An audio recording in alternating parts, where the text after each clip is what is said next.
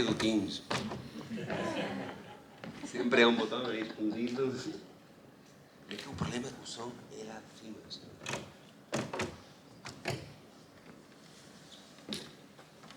Estou? Sim, bom dia. Sim? Obrigado, Joana. Sim, estão a ouvir agora? Bom, então já estamos um pouco atrasados e eu vou fazer uma apresentação rápida. Em primeiro lugar, agradecer à Câmara de Elvas por ter-nos emprestado mais uma vez e o apoio que eles dão sempre a todas as atividades que o Hospital de Elvas ou a Unidade Local de Saúde faz habitualmente.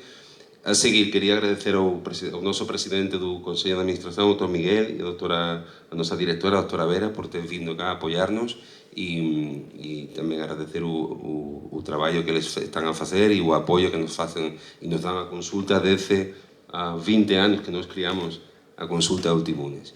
E tamén queria agradecer ao Dr. Carlos Carneiro, o presidente do NEDAI, el apoiounos e motivou para nos organizar esta reunión e acho que iso é moito importante. El gosta de insistir connosco para conseguir fazer isto. Tamén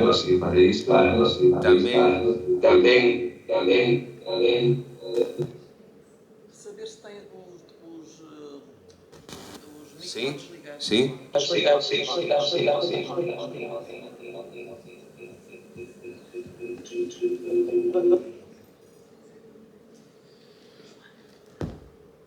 Sim? Estão a ouvir? Estão a ouvir lá online? Estão a ouvir, sim. Bueno. Ok. A seguir ao Dr. Carneiro, quería agradecer tamén a doutora Margarida e a doutora Francine, porque realmente son elas que avanzaron con esta reunión e eu teño o privilegio de estar aquí sentado, mas realmente a reunión é por elas. Foron elas que organizaron, montaron e conseguiron ir para frente. E como non, agradecer tamén por último lugar a Delta por el apoio que tamén fixeron para os Coffee Break e aos nosos colaboradores Rui, Anabela e Manuela, que son as secretarias desta reunión. Por tanto, moito obrigado, vou pasar a palabra a vocês.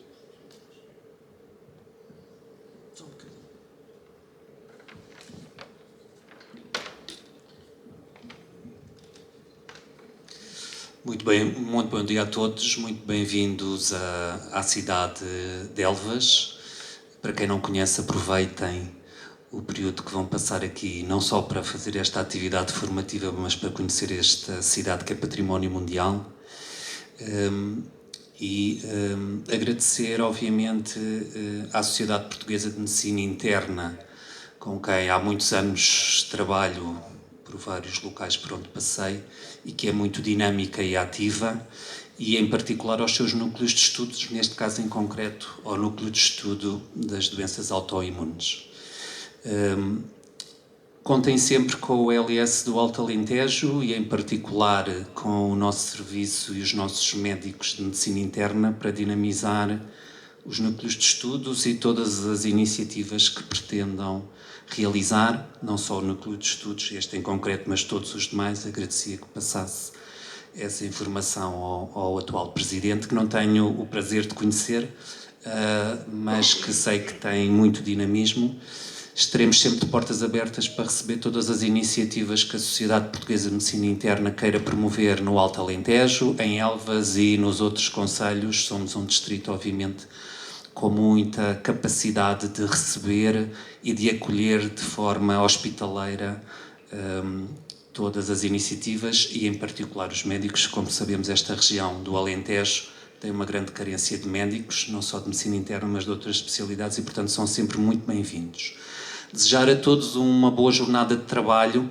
Eu estive a ver o programa e eu tenho um defeito de profissão, ou uma vantagem, porque, para além de ser administrador hospitalar, também em tempos já fui farmacêutico e, portanto, acompanho muito. Quer dizer, estou desatualizado, porque há 20 anos que não acompanho, mas ainda há pouco estávamos a trocar algumas opiniões sobre as terapêuticas atuais e os novos biológicos que existem e tudo aquilo que também são as novas ferramentas terapêuticas que hoje em dia estão disponíveis e que, obviamente, se perspectiva venham a evoluir e sejam também um desafio em termos daquilo que é a gestão clínica que tem que fazer e a seleção clínica que tem que fazer para esses doentes e o acompanhamento. Portanto, são grandes desafios, o que é bom. A inovação terapêutica, obviamente, hoje permite-nos trazer respostas para os nossos doentes que não tínhamos há 5, 10 anos atrás, e isso também faz parte daquilo que é a importância destes momentos de partilha de experiências, de conhecimento, do estudo, que é precisamente o trabalho que fazem neste núcleo, e, portanto, desejar a todos uma boa jornada de trabalho e sejam sempre bem-vindos ao Alto Alentejo. Vou passar a palavra, se me permitem, à doutora Vera, que é a nossa diretora clínica e também uma ilustre especialista de medicina interna, a quem esta região muito deve, e não quero mais dizê-lo. É um bocado para me chorar. Não pode ser. Quando começa a dizer isso, começa a ver os anos que tenho. Portanto, bem tudo, mais uma vez desejar um bom dia a todos, uma boa jornada. Aos colegas que estão online, agradecer também a presença e pedir desculpa por estas intermitências, não são as do Saramago, mas são algumas intermitências, mas também dão alguma graça e acordam-nos mais para este sábado. Em relação quero cumprimentar o núcleo, quero cumprimentar o seu presidente, o Dr. Carneiro, a organização, a doutora Margarida, a doutora Francine, dizer que a doença de autoimunes e a cultura de autoimunes começou há muitos anos em obras comigo, e isso também nos dá alguma coisa. A doutora Francine foi nossa interna, com a doutora Águila, cresceram e conseguiram construir esta consulta com muito esforço, porque foi esforço, na altura foi difícil este começo, mas foi realmente uma prova da grande resiliência que têm os médicos, que têm os serviços e que têm as instituições. E isso é de valorizar, agradecer e enaltecer que realmente esta mudança deste paradigma de saírem do centro para ir à periferia, eu acho que é extraordinário. Porque nós todos, geralmente, vamos aos estudos, vamos ao Porto, vamos a Lisboa, vamos a Coimbra, e tudo o que é periferia desloca-se sempre. Quando se faz o inverso, captam-se talentos, captam-se valores e divulgam-se estes núcleos que, de outra forma, muitas vezes ficam um pouco parados. Como dizia o Presidente, é importante esta vinda para fora e que a SPMI faça que os outros núcleos também cresçam para fora.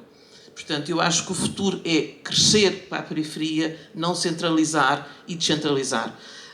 Estimula, porque qualquer médico é estimulado com internos, é estimulado quando faz reuniões formativas. E quando nós temos o prazer, a honra de ter cá este núcleo com o seu presidente, que para nós é fantástico, a doutora Francina, a doutora Margarida, o trabalho que tiveram para fazer esta reunião, todos os colegas que estão online, é importante divulgar também os nossos profissionais, a nossa é realmente um grande gosto saber que é feita aqui esta reunião, saber que já, eu não sei há quantos anos, mas uma das reuniões também das doenças autoimunes foi em Elvas, creio que há uns 10 anos, em 2016, e por isso para nós é uma grande honra. Esperemos que haja mais reuniões, que a evolução e a ciência continuem a crescer sempre connosco. E isso para nós é de grande valor. Cumprimentar-vos a todos, um abraço muito especial à organização, à nossa doutora Francine e à doutora Águeda, desculpem, que foram nossos internos. A doutora Águeda foi o nosso primeiro interno, portanto o tempo passa. A doutora Francine já foi a interna da doutora Águeda e eu não fui a orientadora da doutora Águeda por acaso.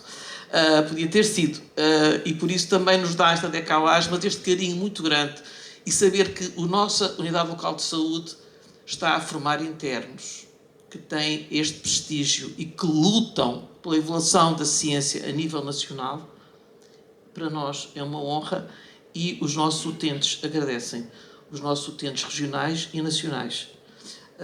quero valorizar bastante esta vossa iniciativa de descentralização, que acho que o futuro é por aí que vai. Muito obrigado a todos vocês. Vou passar a palavra ao Presidente. Muito obrigado. Muito obrigado a todos.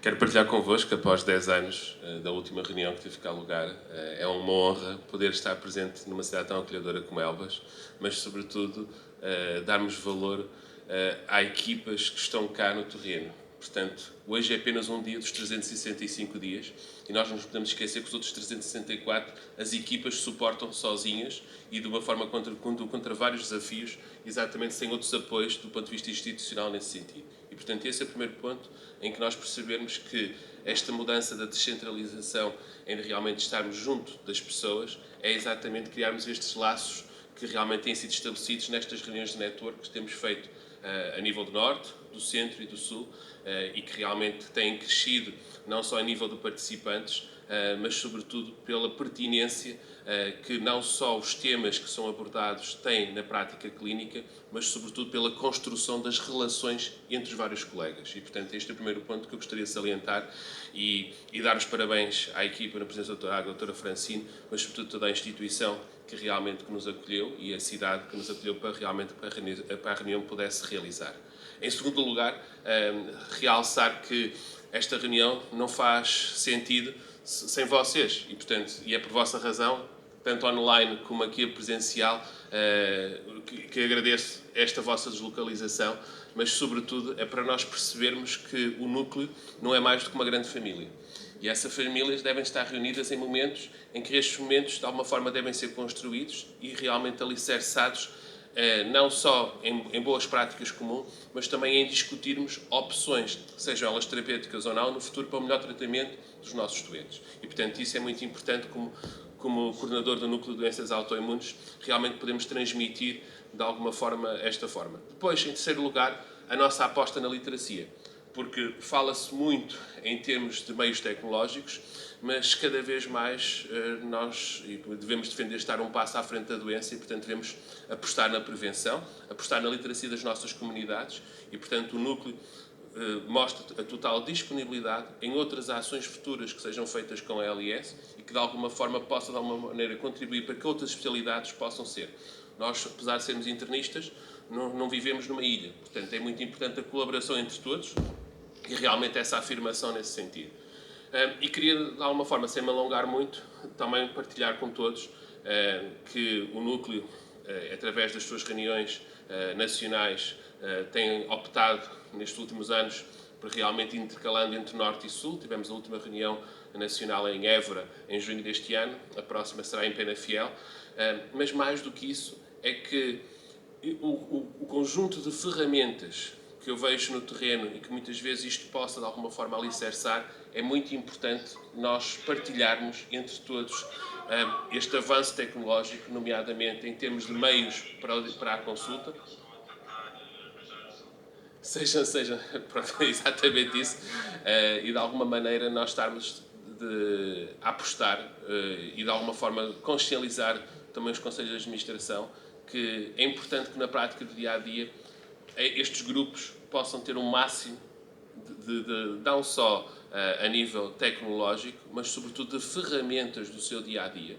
E essas ferramentas mais simples podem ir desde simplesmente um lugar de consulta até simplesmente um meio tecnológico, para que isso possa de alguma forma contribuir para que isto possa, de alguma forma, queremos o melhor para os nossos doentes. E é realmente com muito agrado que posso-vos partilhar entre todos que o Núcleo reativou, como sabem, o Registro Nacional de Doenças Autoimunes. Para nós é uma mais-valia. Temos um registro onde temos a maior parte dos nossos doentes todos registados numa única plataforma e posso partilhar convosco em primeira mão que este esforço que está a ser feito a nível nacional de todos os centros em colocar os seus doentes, a cereja em cima do bolo, eu vou-vos partilhar convosco em primeira mão, foi a recuperação dos milhares de doentes do registro antigo, que estão neste momento ativos e neste momento conseguimos ter a nossa base de dados totalmente completa o que veio, de alguma maneira, mudar completamente o paradigma daquilo que nós fazemos no nosso dia-a-dia.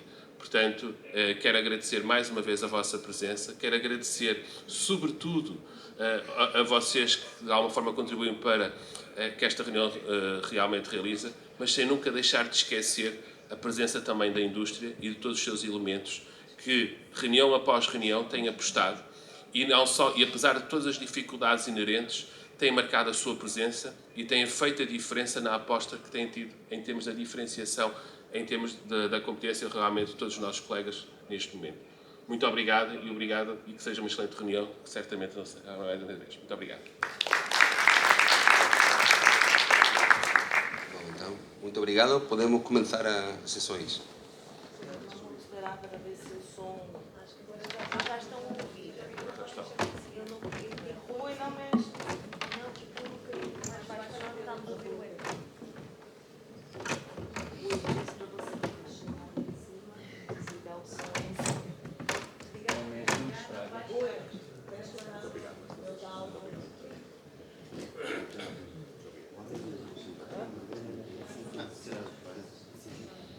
Doutor Miguel.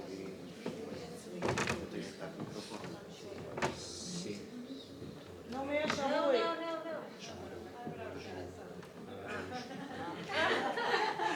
Vai ficar com medo agora.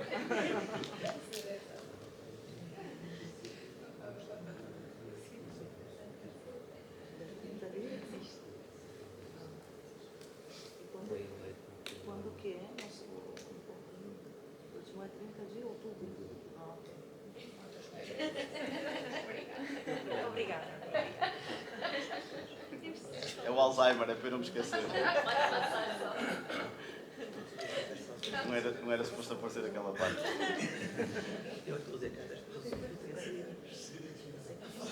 A voz dos segredos, pá.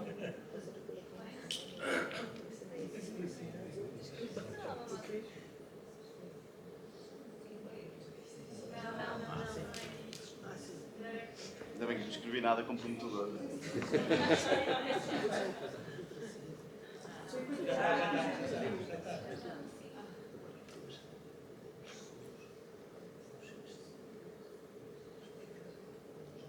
Se não está a passar os slides. Não, disseram-me que era para apontar para ali, por isso é que eu estou a tentar matar. Não.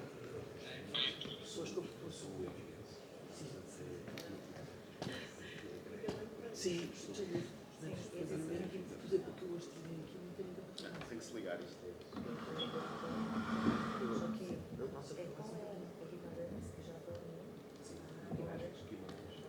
Não. O que é que eu faço? O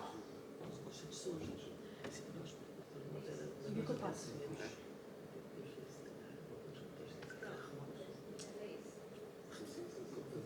Ok. Só me dizer 20 que eu vou passar. Então, muito bom dia a todos. O meu nome é André Real, sou o internista na ULS Médio Tejo e quero agradecer o convite que me foi feito pela doutora Francine, doutora Águila e a doutora Margarida Jacinto, também o doutor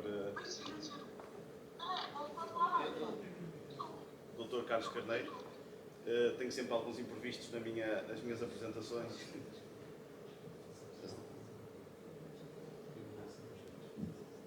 Vão passar alguns slides, mas eu preciso do apontador. Obrigado. É a Marco Paulo. Pode passar, sim.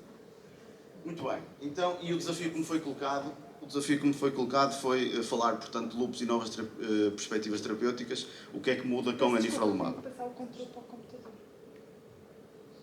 Também não está a dar.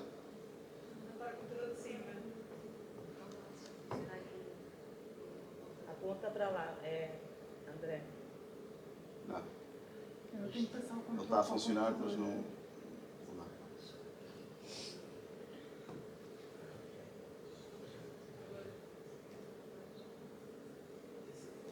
Força. Não, tem que ser. Tem que ser o seguinte. Ok, então eu, quando fizer assim, passa a seguinte.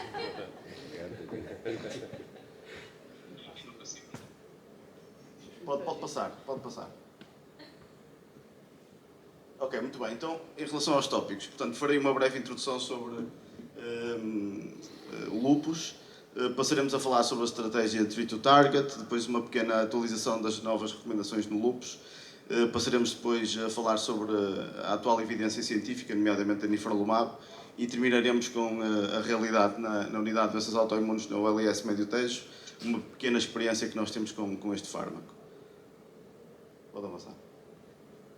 Muito bem, então, como sabemos, o lupus é uma doença autoimune, portanto o sistema imunitário ataca erradamente células, órgãos e tecidos do próprio corpo. É uma doença heterogénea, tem um amplo espectro de sintomas clínicos e são estes que nós vemos aqui, portanto, nesta figura 9. São 9 órgãos e sistemas que são aqueles que estão incluídos no índice nubilar. E, portanto, temos desde a afetação neuropsiquiátrica, como a oftalmológica, mucocutânea, constitucional, hematológica, musculoesquelética, gastrointestinal, renal, cardiorrespiratória.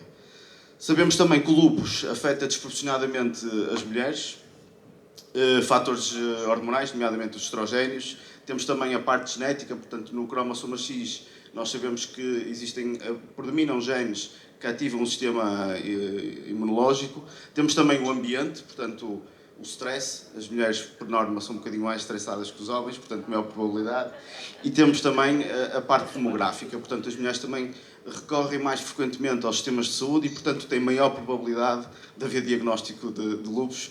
E nós, homens, deixamos as coisas arrastar e, quando chegamos, provavelmente temos doenças mais avançadas. Sabemos também que existe uma predominância nas populações africanas, asiáticas, nas ilhas do Pacífico e hispânicas, e sabemos também que isto sim é o que nos interessa, é que 50% dos doentes com diagnóstico de lupus, nos primeiros 10 anos, vão desenvolver lesão de órgão. E é sobre isto que nós queremos falar.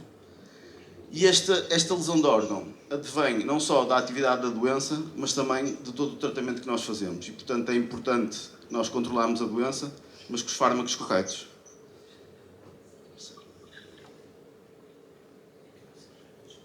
Pode passar.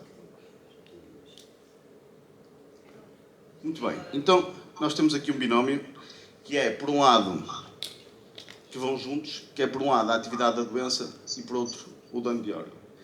Nós, para a atividade da doença, como vocês sabem, nós temos o SLEDAI-2K, que nos ajuda a caracterizar o doente inicialmente, mas também a monitorizar o doente ao longo do tempo. E, por outro lado, temos o dano de órgão, que nos é dado pelo SDI, portanto, o SLE Damage Index, em que é utilizado para avaliar o dano cumulativo de órgão desde o diagnóstico do lupus. E o que é que nós conseguimos perceber aqui? É que nós, apesar de termos SLEDAIs de 4, ou seja, nós poderíamos estar em doença pouco ativa, nós temos sempre dano cumulativo. E, portanto, o nosso objetivo não só é tentar a remissão, e se não é possível a remissão, é tentar uma atividade baixa da doença, mas reparem que mesmo assim existe dano de órgão. Ok? O senhor está distraído. Como é que se chama o senhor? Rui. Senhor Rui. Próximo slide.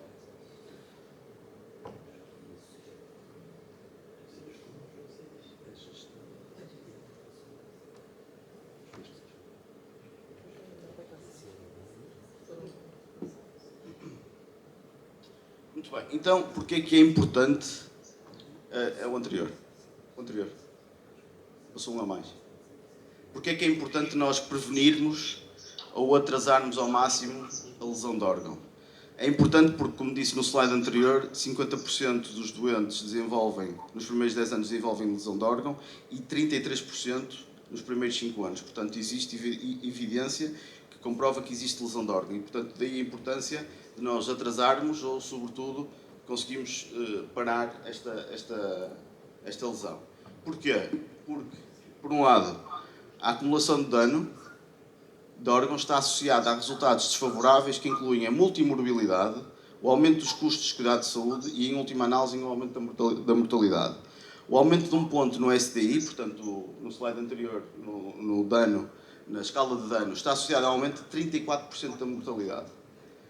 A correlação entre remissão ou baixa atividade de doença, a partir de agora eu, quando direi LLDAS, portanto, vou-me referir a isto, e a redução da acumulação de dano de órgãos foi demonstrada em vários estudos.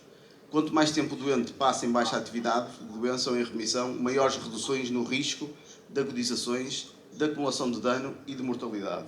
Um dos últimos estudos, o laser, ele tinha no braço, um dos braços tinha anifrolumab e no outro braço, no braço controle, biológicos naif, e aquilo que conseguiram ver, foi um estudo com 4 anos, foi que ao longo destes 4 anos os doentes que estavam com anifrolumab tinham um aumento de STI de 0,2, e reparem aquilo que eu digo, aumento de STI, portanto havia lesão de órgão, mas 0,2 versus no grupo de biológicos naifs de 0,37, portanto o dobro. Okay? Portanto, o controlar a doença com os fármacos corretos significa menos lesão de órgão. Pode passar.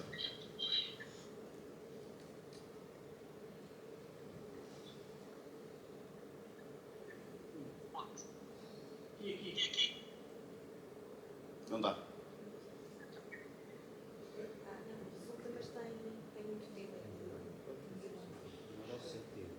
Muito bem, então falando sobre a estratégia Treat to Target, como vocês todos sabem, a estratégia Treat to Target é uma estratégia que está amplamente difundida e praticada nas doenças autoimunes, e o grande objetivo é nós termos dados clinicamente mensuráveis para os quais nós conseguimos atingir e manter. Este é o objetivo. E o que nós temos é com esta estratégia nós vamos conseguir diminuir a atividade e as exacerbações das doenças, que são objetivos importantes para prevenir a ocorrência de dano irreversível, minimizar a utilização de corticosteroides, pode reduzir o risco de desenvolver órgão de dano, e minimizar sintomas como fadiga, dor e depressão pode contribuir para a melhoria da qualidade de vida. Seguinte. Ok, então, o que é que faz parte desta estratégia Treat to Target? É nós termos definições bem validadas e precisas do que é remissão, do que é LLDAs, portanto, baixa atividade. E nós sabemos que, atualmente, a definição de DORIS, portanto, Definition of Remission in SLE, é termos um doente com SLEDAI de 0, mais um PGA, portanto, um Physician Global Assessment, que é uma escala subjetiva, de inferior a 0,5, num doente que está sob corticoterapia inferior a 5 mg, e está sob imunossupressores clássicos, nos quais incluímos os biológicos. E isto aqui é que é uma mudança de paradigma, é que nós incluímos os biológicos. Porque antigamente o paradigma era o doente está sob biológicos, então é como se tivesse uma doença quase descontrolada, e hoje em dia nós sabemos que não. Portanto, a mudança de paradigma é exatamente esta. E o facto de nós atingirmos os critérios de remissão faz com que haja menos redução de órgão, menos redução de dano de órgão, menos exacerbações e menos redução do risco de hospitalização e melhoria da qualidade de vida. Pode avançar? Ok, então neste coorte de Hopkins, portanto um coorte da Universidade de Hopkins, que foi, salvo erro, iniciado em 1987, que consta de mais de 2.000 doentes com lúpus e que são controlados sempre pelo mesmo médico, para não haver um viés de 3 em 3 meses. O que nós sabemos é que quanto mais tempo, isto é a proporção do doente, do tempo em remissão, quanto maior é o tempo em remissão, menos lesão de órgão o doente vai ter. Portanto, o nosso grande objetivo é não só atingir a remissão, como manter o doente em remissão. Seguir. E estes dois estudos demonstram que o facto de nesta estratégia de target, nós conseguirmos atingir a remissão, tem sido muito desafiante. Ou seja, não tem sido fácil atingir a remissão nestes doentes. Nós, neste estudo aqui internacional, o SPOX, o SLE Perspective Observation Cohort Study, que avalia o impacto do lúpus de moderado a grave em doentes, incluído, portanto, de 2017 a 2019, durante 3 anos, nós percebemos, e isto aqui é impressionante, que apenas 20% dos doentes atingiram uma baixa atividade e, reparem, menos de 15% atingiram remissão. Portanto, nós temos 85% dos doentes ativos, dos quais uma pequena percentagem com baixa atividade. Portanto, reparem na lesão de órgão que os outros doentes estão a ter ao longo dos anos. E neste corte aqui, portanto, que é o anterior de Hopkins, é engraçado que este aqui é portanto, mais antigo, entre 87 e 2016. Aqui tínhamos um LLDAS superior de 50% e uma remissão de de 27% em doentes em tratamento. Esta percentagem, apesar de ser um estudo mais antigo, uma percentagem superior, pode ter a ver com os critérios de remissão que foram se alterando ao longo do tempo. E na altura tínhamos mais doentes em remissão ou com baixa atividade, porque nós não éramos tão rigorosos em atingir, ou seja, os critérios de remissão e de baixa atividade eram diferentes. Pode passar? Pronto, e finalmente, o que é que nos diz? Que esta estratégia de Treat to Target tem o potencial de redução da frequência e da gravidade dos flares, o que pode mitigar a ocorrência de dano irreversível do órgão. Aqui neste gráfico o que nós vemos é a verde mais escuro, estratégias de tratamento convencional. Reparem que existem mais flares de doença e de intensidade mais elevada, e depois esta linha aqui a escuro é o dano de órgão. Okay? Enquanto que quando nós aplicamos a estratégia de Treat to Target, portanto nós temos um alvo terapêutico, alvo terapêutico e alvo de indício de atividade, nós temos menos flares, reparem 1, 2, claro que isto é representativo, e de intensidade mais baixa. E portanto a linha do dano é muito mais baixa do que esta linha aqui. E reparem que, apesar de todos os riscos associados à utilização de glucocorticoides em alta doses, e todos nós sabemos, não é? Todos nós estamos aqui, a grande maioria somos clínicos, esta utilização parece que é generalizada no lúpus. E reparem que quase 50% dos doentes continuam a utilizar glucocorticoides de forma regular, 15 anos depois do diagnóstico. 50% utilizam mais de 5 mg e a média é de 10,4 mg dia de corticoterapia. Portanto, estamos longe de atingir os objetivos aos quais portanto, as sociedades europeias e internacionais nos propõem. Pode avançar?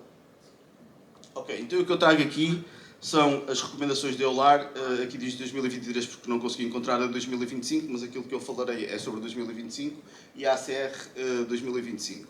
O que nos diz portanto a EULAR, o que nos diz é iniciar terapêutica biotecnológica precoce, com o objetivo de reduzir corticoterapia o mais rápido possível. Ok? Que é isto que nós temos que ter em mente. Enquanto que as da ACR também dizem praticamente o mesmo, falam um bocadinho mais abrangentes e dizem o uso universal da hidroxicloroquina, sermos agressivos na redução do glucocorticoide, e dizem mesmo, são taxativos em dizer 5 mg, abaixo de 5 mg, caso não seja possível, portanto, suspender, e falam num objetivo temporal de 6 meses, portanto, redução de corticoterapia em 6 meses. E depois falam também no início precoce de fármacos modificadores de doenças. Eles aqui não especificam tanto se é os clássicos, se é os biológicos, mas início precoce. Pode adiantar. Ok, então numa task force em 2025 uniram-se especialistas de praticamente todo o mundo, Europa, Ásia, Austrália e América, e o que eles fizeram foi refazer estas recomendações e obviamente as conclusões rápidas a que chegaram é importante um diagnóstico precoce, e nós sabemos que obviamente isto é, quanto mais rápido diagnosticarmos uma pessoa, mais assertivos vamos ser no tratamento, mais vamos ter os tais objetivos de redução e de remissão e atuar com os fármacos apropriados e, portanto, menos inflamação, menos lesão de órgão. O início precoce do tratamento, com vista à remissão ou baixa atividade de doença, quando portanto, a remissão não é impossível de alcançar. Depois, mais uma vez, os glucocorticoides. A utilização de glucocorticoides deve ser minimizada por uma dose de manutenção abaixo de 5 mg dia de prednisolona e interrompida logo que possível. E, por último, deve ser considerada a utilização imediata de imunossupressão e aqui a negrito ou, biológicos para controlar a doença e facilitar a eliminação e redução de glucocorticoides. Ou seja, é o OU, já não é I. Ou seja, iniciar de mar de biológico de uma maneira mais precoce, minimiza, ou seja, tem muitas vantagens, como já vamos ver a seguir, e sobretudo o alvo final é menos lesão de órgão. Podemos passar? Ok, então este slide aqui é um slide que demonstra bem as diferenças entre o que eram as recomendações anteriores e as recomendações atuais. E vamos perder aqui algum tempo no seguinte. Nós, quando temos suspeita de um doente com lúpus, temos o doente há algum tempo em consulta, até conseguimos fazer o diagnóstico. Fazemos o diagnóstico pelos critérios da SLIC ou da ACR. E aquilo que nós vamos ter é, a seguir a termos o doente diagnosticado, o que nós fazemos é classificar o doente em doença ligeira, moderada ou grave. E esta classificação podemos utilizar o SLEDAI, o BILAG, etc. Anterior. Ok. E, portanto, o que é que há de diferenças entre estas recomendações e esta? Medidas gerais. As medidas gerais de 2025 são muito mais detalhadas do que as de 2023. Por outro lado, os targets. Definição de remissão, já vimos como é que era, portanto, antigamente, este aqui se calhar vê-se um bocadinho mal, mas antigamente a remissão era SLEDAI de 0, de um doente sob hidroxicloroquina e sem glucocorticoides, mas eles depois, como vocês sabem, os glucocorticoides nunca foram muito taxativos em falar no fármaco, era que não deve-se ter, mas nunca falavam, nunca eram muito concretos nem precisos, e agora a remissão, a definição de remissão é SLEDAI de 0, plaquinol, glucocorticoide inferior a 5 mg dia. Num doente que pode estar ou não sobre imunossupressão ou imunossupressão clássica, portanto os DMARDs clássicos, ou biológico. Okay? Tem um doente que tem biológico, antigamente, volto a repetir, era doença quase de última linha, já severa, e não. Ou seja, o doente pode estar com hidroxicloroquina, com glucocorticoide abaixo de 5 mg e sob um fármaco biológico e está em remissão, se cumprir com estes índices. Enquanto que antigamente, vocês não veem, porque a imagem não está, a qualidade não é boa, eles aqui falam de imunossupressão, mas não definem que tipo de imunossupressão. Se são os clássicos, se são os novos, os biológicos. Outra diferença em relação aos targets da doença em baixa atividade. Aqui falam em SLEDAI inferior a 4, sob hidroxicloroquina e sob prednisolona inferior a 7,5 mg, sob imunossupressão ou não. Enquanto que agora a baixa atividade é um SLEDAI inferior ou igual a 4, sob hidroxicloroquina, e reparem na dose de glucocorticoide. Antigamente 7,5, agora inferior a 5. E provavelmente naqueles cortes todos nós temos mais doentes em remissão, exatamente porque os alvos dos glucocorticoides eram superiores. Muito bem. Então, vamos falar agora aqui dos fármacos. Hidroxicloroquina, universal para toda a gente. Ok? Só agora é que reparei que a minha mão esquerda não serve. Glucocorticoide igual para toda a gente, universal. Quando é que nós não metemos glucocorticoides? Doentes que têm contraindicação por causa de alergias ou retinopatia. Depois, glucocorticoides, não, peço desculpa, hidroxicloroquina. Glucocorticoides também para toda a gente, e nós vamos diferir as diferentes maneiras de administração dependendo da doença, ok? Pode ser via oral inicialmente, endovenosa, intramuscular, dependendo do estadio da doença em que nós estamos. Depois, de maneira consensual, vocês reparem daqui para aqui o que é que há. Há uma indicação para iniciar DMARD, quer clássico, quer biológico, de maneira precoce. Esta parte toda arrasta para aqui, enquanto que aqui já só quase começávamos na doença moderada, e reparem aqui na doença leve, ligeira, como eles começam. Em relação aos clássicos, nós temos metotrexato, tem exatamente, a metotrexato e a azatioprina, exatamente doença ligeira e moderada, na ligeira como segunda linha. O micofenolato de mofetilo, nós temos aqui a começar na doença moderada, e reparem aqui como ele vem para a ligeira. Okay? E eu não expliquei, mas isto é o grau de evidência. Portanto, a verde, muita evidência, forte evidência, a amarelo, assim, e por aí fora até ao vermelho. E depois, a grande mudança aqui do paradigma. Reparem, belimumab e anifrolumab. O belimumab aqui, antigamente, aparecia só na doença como uma segunda linha para a doença moderada. O anifrolumab não aparecia nas guidelines de 2019, mas reparem como os dois começam como segundas linhas na doença ligeira. Portanto, tanto o anifrolumab como o belimumab estão indicados na doença moderada a grave, como terapêuticas adicionais à terapêutica convencional, portanto a glucocorticoides e hidroxicloroquina, e na doença ligeira, quando em casos refratários à terapêutica padrão, portanto à terapêutica convencional com imunossupressão. Portanto, devemos iniciar o belimumab. No EULAR 2025,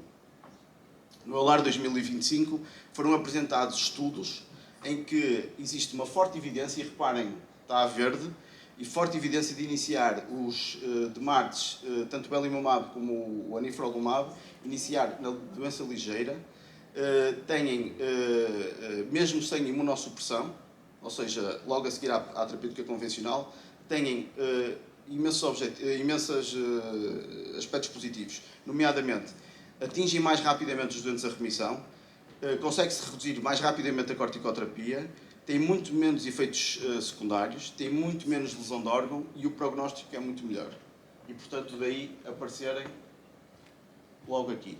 Também quero ressalvar que tanto o belimumab como o anifrolumab têm sobretudo indicação, recordam-se logo no primeiro slide, da afeta dos novos sistemas, de órgãos e sistemas, têm sobretudo indicação no mucocutâneo, no musculoesquelético e no constitucional. Porque tudo o que é depois de lesão de órgão, nomeadamente rim, pulmão, nós temos guidelines específicas e são por essas que nós nos temos que orientar. E eu não disse uma coisa, mas este slide, mas é importante, é para o extrarrenal. Okay? Depois, os inibidores da calcineurina mantêm-se sobreponíveis, portanto, estamos a falar de tacrolimus, mantêm-se exatamente na mesma situação. A ciclofosfamida está exatamente na mesma situação. E o rituximab, temos aqui uma nova novidade. O rituximab antigamente estava nos casos severos como segunda linha, mas agora nos casos severos podemos iniciar, portanto, como primeira linha também rituximab. Podemos avançar.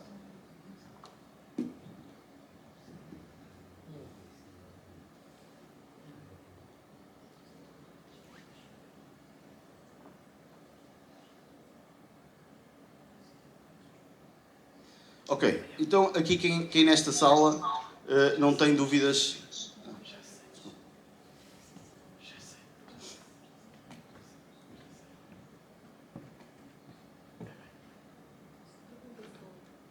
Estão a ouvir lá em casa?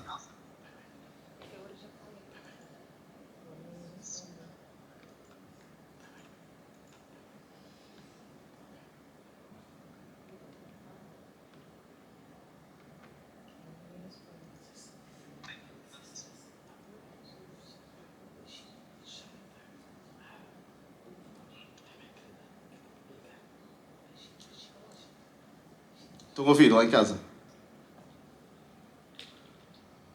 Porto? Agora sim, é o que estou a dizer. Porto. Foi a palavra mágica. Estou a ouvir Porto. Não, tivemos um período grande sem ouvir.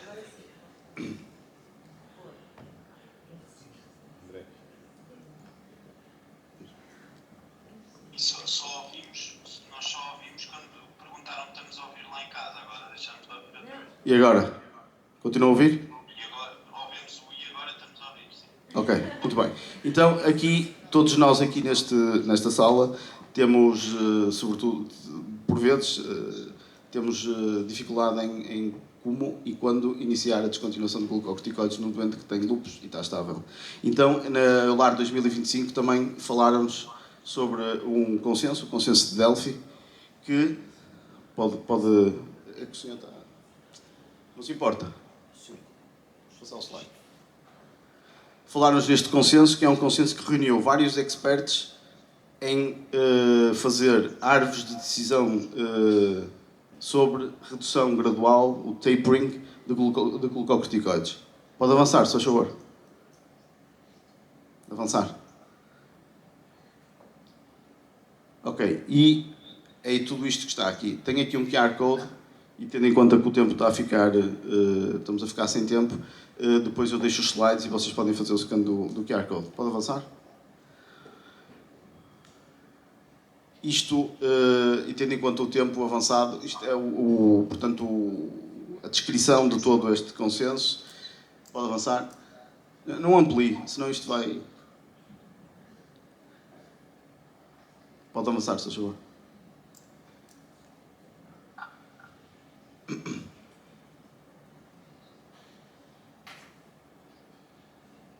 Pode avançar mais uma vez? Ok. Basicamente, e muito resumidamente, explicar esta tabela é mais importante do consenso. Ponto 1. Temos um doente que tem lúpus, está estável, tem seledais que nos permitem, portanto, iniciar a redução da corticoterapia. Vamos perguntar se o doente já alguma vez planeamos em reduzir o glucocorticoide e se houve algum problema na redução. Se não houve nenhum problema, iniciamos. Se tentamos e houve problema, temos que rever este doente e temos que provavelmente iniciar outro tipo de imunossupressão antes de começar a redução. Portanto, pergunta a seguir: o doente teve alguma toxicidade secundária a glucocorticoides? Se sim, vamos para um algoritmo rápido, que é um destes que está aqui. Se não, vamos para estes todos os algoritmos que eu depois em casa vocês vejam isso com calma, mas é para vocês perceberem que existem hoje em dia algoritmos de decisão e que nos ajudam a, tendo em conta se o doente tiver doença ligeira, temos este algoritmo aqui de redução. Se o doente tiver uma doença moderada, temos este algoritmo. Doença grave, este algoritmo. E se for um doente que tiver sobre corticoterapia crónica em baixas doses, temos estes dois algoritmos. Um que é o faster e outro que é o slower. E é dependente de responder a estas perguntas que vamos escolher um ou outro algoritmo. Depois passamos à fase de monitorização. Durante a redução do glucocorticoide, tivemos algum flare? Se sim, temos aqui uma arte de decisão, dependendo do flare, se for ligeiro, moderado ou grave. Se não, continuamos a fazer a descontinuação e eles querem que seja uma descontinuação rápida e depois continuar até tirar o glucocorticoide. Se não for possível retirar o glucocorticoide, deixar pelo menos uma dose de 2,5 mg se o doente estiver em remissão ou de 5 mg se estiver em baixa atividade. E, portanto, isto é uma arte de decisão que nos ajuda mesmo na redução do glucocorticoide. Ok, esta também foi outra ferramenta que foi falada no ELAR, que é o Lupus Check 5 Tool. É uma ferramenta que não está validada, é uma ferramenta subjetiva, dependendo do médico, mas são basicamente 5 perguntas que nós fazemos e esta ferramenta serve-nos para perceber quando é que nós devemos olhar para a terapêutica do doente. Obviamente todos nós nas consultas olhamos sempre para a terapêutica do doente, mas é mais uma ferramenta para nos ajudar. E o que nós temos, a primeira basta, portanto são 5 perguntas, se houver um sim a uma destas perguntas devemos olhar para a terapêutica. E basicamente a primeira é: o doente teve algum agravamento de algum órgão? Sim ou não? A seguir, existe alguma alteração analítica, nomeadamente complemento, anti-dsDNA alterado? Sim ou não? O doente esteve internado ou necessitou de recorrer à urgência? O doente precisou de glucocorticoides acima de 5 mg? E por último, se o doente tem tido dificuldade no manuseio do seu tratamento? Se responder, se houver pelo menos um sim, temos que rever esta medicação. Pode passar, se faz favor. Ok, rapidamente, falar agora de anifrolumab. Portanto, nós temos uma lesão celular em que pode ser induzida por vírus ou pela luz ultravioleta. Vai haver uma necrose, apoptose de células. Estes antigénios nucleares e solares vão ser depositados no espaço extracelular, que vão ser fagocitados por células dendríticas, nomeadamente os plasmócitos, que vão ativar o interferão. E é aqui no interferão que o anifrolumab, portanto, atua. Este interferão vai ativar células T e células B.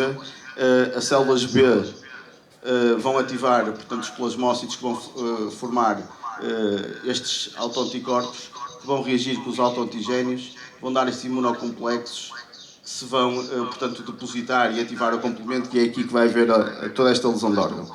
E, portanto, é aqui que o anifrolumab vai atuar. Faz favor? Portanto, o anifrolumab é um anticorpo monoclonal totalmente humano, IgG, subclasse 1, KDLF-K. Vai-se ligar, portanto, o receptor tem 2 subunidades, e ele liga-se à subunidade 1, e com alta especificidade e afinidade. E o que é que ele vai fazer? Vai inibir a sinalização intracelular e bloquear a expressão dos genes regulados pelo interferão. Portanto, toda aquela cascata que nós vimos vai ser interrompida. Seguinte. Este slide é muito importante. Portanto, anifrolumab, indicação no RCM, doentes com seropositividade, portanto, que têm que cumprir os critérios diagnósticos, mas aqui, sobretudo aqui, SLEDAI 2K, pelo menos de 6, excluindo os pontos de febre, cefaleia lúpica ou síndrome cerebral. Ou então, um SLEDAI de 4, pelo menos 4, excluindo os pontos laboratoriais. E o nosso Infarmed. Portanto, anifrolumab está indicado numa terapêutica adjuvante para o tratamento de doentes adultos com lúpus e eritematoso sistémico, ativo, moderado a grave. E aqui é que começam a haver as grandes diferenças entre o que é que nos permitem fazer, portanto, o nosso Infarmed só nos deixa moderada grave, e começa a haver aqui a grande diferença daquilo que nos deixam prescrever com o que a evidência nos está a dizer. Podemos seguir. Não vou perder tempo aqui no anifrolumab, basicamente dose fixa. Houveram vários estudos em que se fizeram doses de 1 grama, outros de 300 miligramas, e está provado que a dose de 300 miligramas é uma dose mensal, igual para todos os doentes, não necessita de ser monitorizada, não necessita de ser reconstituída, portanto é fácil também de preparar, ou seja, exige menos trabalho por parte da farmácia e depois também das enfermeiras. Podemos seguir? E, portanto, estes são os estudos que 3 já estão concluídos, e este TULIP-LTE, que é um estudo que os doentes advêm do TULIP-1 e TULIP-2 e tem uma monitorização durante 4 anos. O que eles dizem é que iniciar, e são todos muito claros com isso, iniciar terapêutica biotecnológica precoce na doença ligeira, mesmo em doentes sem imunossupressão clássica, temos remissão mais rápida, permite-nos reduzir glucocorticoides mais rápido, menos efeitos secundários, menos lesão de órgão, portanto, melhor prognóstico. Problema, as CFTs. Como é que nós vamos justificar estes fármacos num doente que tem uma doença ligeira, e vamos introduzir um fármaco destes? Seguinte. E estas são todas as conclusões. Rapidamente, as taxas de obtenção da remissão de DORIS favorecem anifrolumab versus placebo, quer em doentes com imunossupressão clássica naive, quer em doentes previamente tratados com imunossupressão clássica. Estes resultados suportam a utilização de anifrolumab em abordagens treat-to-target para a gestão dos doentes com lúpus, cuja resposta a antimaláricos ou glucocorticoides seja insuficiente. As taxas de respostas em termos de LLDAS e BICLA também favorecem o anifrolumab em detrimento do placebo, quer em doentes naif.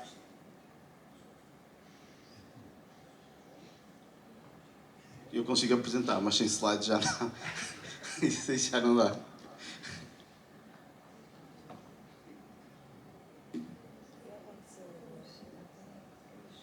Pronto, mas basicamente isto é uma repetição da repetição. Portanto, é para ficarmos, o paradigma é este. Biológico precoce. EULAR 2025 tem estudos, fase 3, que favorecem muito. Portanto, este tipo de... Está aqui as notas, se quiserem ler, que era para eu não mentir. Nunca me tinham mudado tanto esta apresentação. Espero que a próxima seja um bocadinho mais soft. Ok, então, rapidamente. Para trás, se faz favor. Pode andar um para a frente. Mais outro para a frente. Aqui, a realidade. Eu vou terminar com 3 casos clínicos, ok? São os únicos 3 doentes que nós temos sobre anifrolumab na unidade de doenças autoimunes no Médio Tejo. E este primeiro caso clínico, portanto, vi pela primeira vez essa senhora em maio de 2024, 31 anos, trabalha numa fábrica, de antecedentes de uma tireoidite Hashimoto, obesa, um lúpus com diagnóstico em 2007, portanto, aos 13 anos, envolvimentos, portanto, caracterização, mucocutâneo, renal, uma nefrite lúpica classe 5, fez rituximab 18 meses e está em remissão desde 2008, hematológico, uma trombocitopenia grave, musculoesquelético.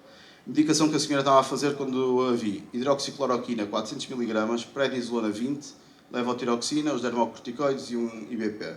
Sem alergias, tinha o plano vacinal atualizado e, portanto, dois partos eutóxicos. Podemos avançar? Agora, isto vai ser avançar ponto a ponto, está bem?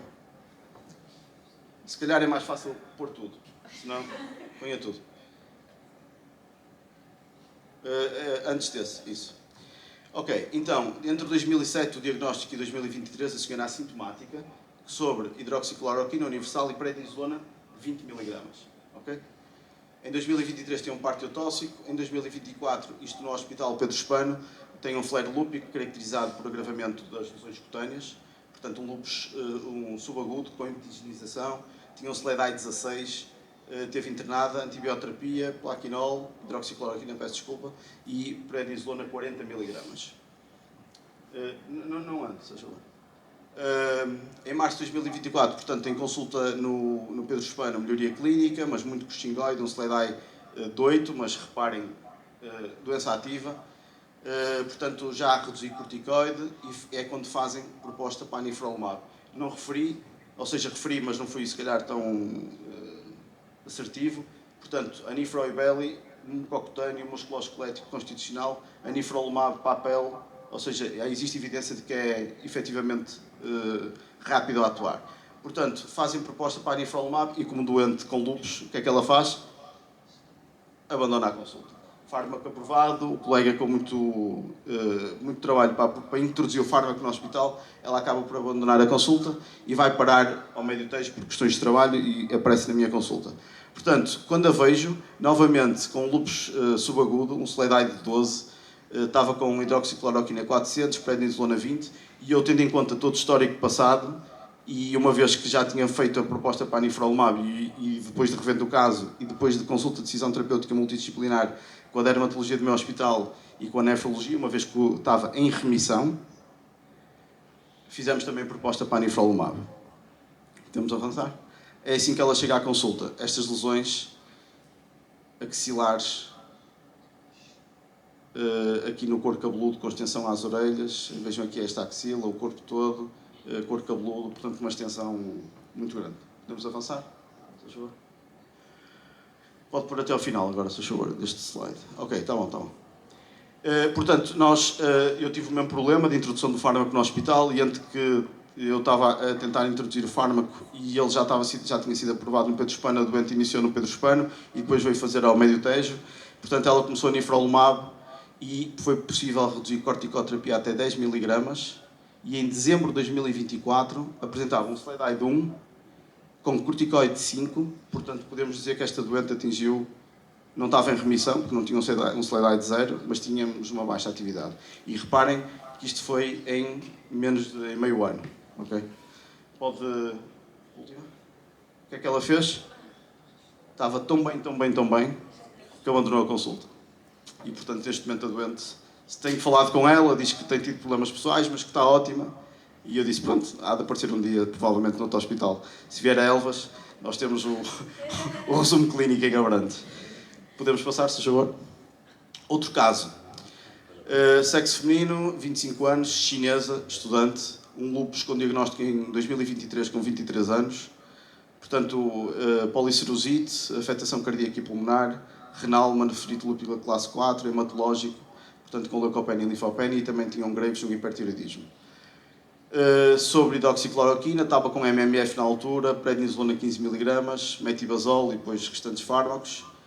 Tinha o Plano Nacional atualizado e, portanto, ainda não tinha tido nenhuma gestação. Certo? Pode avançar todos. Para aqui, menos, isso. Portanto, o diagnóstico foi feito no Médio Tejo, um lúpus inaugural. A apresentação inicial foi com insuficiência cardíaca aguda, uma pericardite restritiva, com uma polisserosite abundante, um derrame pleural abundante. Portanto, esta doente inicialmente estava na cardiologia por causa da pericardite, depois foi para os cuidados intensivos por causa daquele derrame pleural, condicionava uma insuficiência respiratória grave, precisou de alto fluxo. E a doente, portanto, fez metilprednisolona nos intensivos, fez 3 dias de 1 grama, fizemos a dose de 0,5 mg por quilo, uma dose de 30 mg no total, hidroxicloroquina. Depois, na nefrologia, portanto, foi biopsada, deu a nefrite lúpica classe 4 e começamos, portanto, MMF 3 gramas dia e prednisolona com o objetivo de redução gradual. Pode dar? Este era o raio-x dela nos intensivos. Okay. Esta doente estava na cardiologia e queriam transferi-la para a medicina interna na altura. Podemos avançar? Pode pôr até ao final agora. Portanto, depois do internamento, quando a vejo em consulta, tinha um SLEDAI de 7, estava com plaquinol, MMF e prednisolona, e é uma doente que mantinha sempre esta atividade. SLEDAI de 7, aqui a nefrologia em novembro, portanto, nefrite em remissão, e eles começaram a reduzir o MMF. Entre janeiro de 2024 e setembro de 2024, reparem os SLEDAIs sempre 4-5, portanto uma doente que se mantinha sempre com uma atividade ligeiramente acima daquilo que nós pretendíamos. E portanto, por ter esta atividade, em consulta de decisão terapêutica, a medicina com a nefrologia, decidimos iniciar a anifrolumab. Ela depois foi fazer uma viagem à China, só acaba por iniciar, reparem o lapso temporal, em abril de 2025, e portanto conseguimos chegar ao corticoide de 5 mg e antes de iniciar a anifrolumab tinha um SLEDAI de 5. Podemos passar? Pode pôr até ao final. Ok, Sledide 5, iniciou a Nifrolumab, tinha aqui um Sledide 4, e agora quando eu vim em setembro de 2025, Sledide 6. Portanto, tinha uma infecção respiratória na altura, não conseguimos atingir DORIS, portanto remissão nem LDAS. Isto é uma crítica que faço e por isso é que eu falo da nossa realidade, da nossa experiência, que é, provavelmente esta doente, ela não tinha afetação nem mucocutânea nem musculoesquelética. Era uma doente que tinha um SLEDAI, se formos ver as indicações do RCM, que falavam um SLEDAI superior a 6 ou um SLEDAI superior a 4, mas que não tinha que ter alterações laboratoriais, excluindo as alterações laboratoriais, e este SLEDAI desta rapariga era sempre por consumo de complementos muito baixos, anti-dsDNA muito alto, e é isto que estava a pontuar. E o que é facto é que este fármaco nesta doente não está a ser eficaz como na anterior, e provavelmente ainda vamos mantê-lo a ver se estes SLEDAIs, pode ter sido este último também, no contexto desta infecção respiratória, que sabemos que altera, mas temos que agora monitorizar esta doente mais em curtos espaços de tempo para perceber se é para mudar de fármaco ou não. Seguinte slide, se favor. E o último caso, e para acabar, que sei que me estendi, portanto, agosto de 2024, é uma rapariga de sexo feminino, 44 anos, trabalhadora rural, um lúpus diagnosticado aos 27 anos, atingimento mucocutâneo, portanto, lesões de escolhos, lúpus crónico, musculoesquelético, renal, manofrite classe 4, fez prednisolona e ciclofosfamida, e depois, posteriormente, com ácido micofenólico. Está em remissão desde 2022. E também componente hematológico. Tem também um SAF secundário, uma cardiopatia de etiologia valvular, e quando recebo esta doente, portanto em agosto de 2024, estava com hidroxicloroquina, o ácido micofenólico com prednisolona de 5 mg e depois o restante de medicação para a parte cardiovascular. As vacinas estavam desatualizadas e não tinha nenhuma gestação. Pode colocar. Muito bem. Lúpus, diagnóstico de 2008, lúpus grave, lesões de discoides, estava com esta terapêutica de hidroxicloroquina, prednisolona 10-20 mg e metotrexato. Reparem, as doses de corticoterapia destas doentes são sempre elevadas.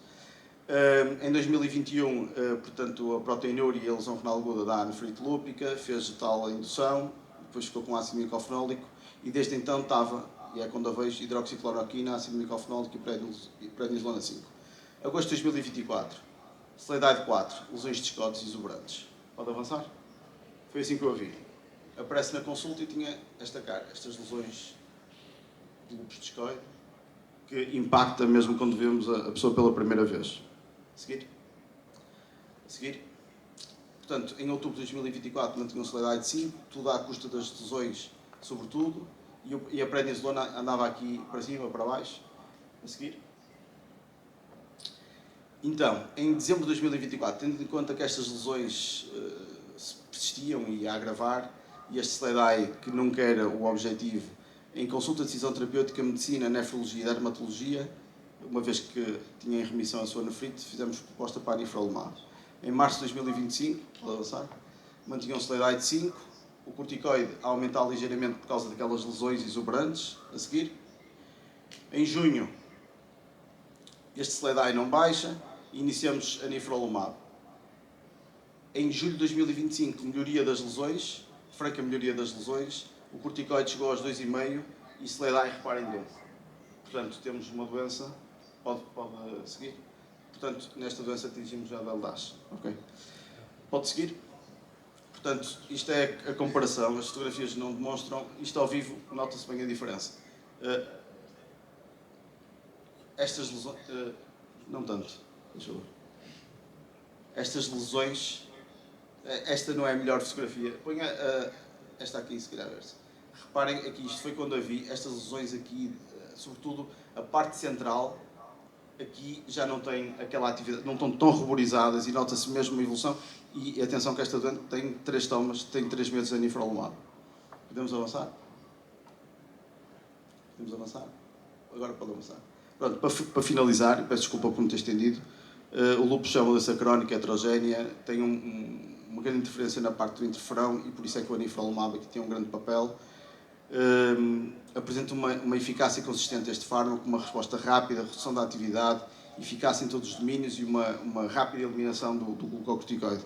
Estas estratégias, como eu já disse, a estratégia Treat to Target é fundamental para nós na nossa prática clínica e o perfil de segurança deste fármaco também é seguro.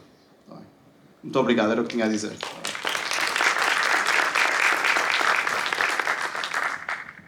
Pode avançar.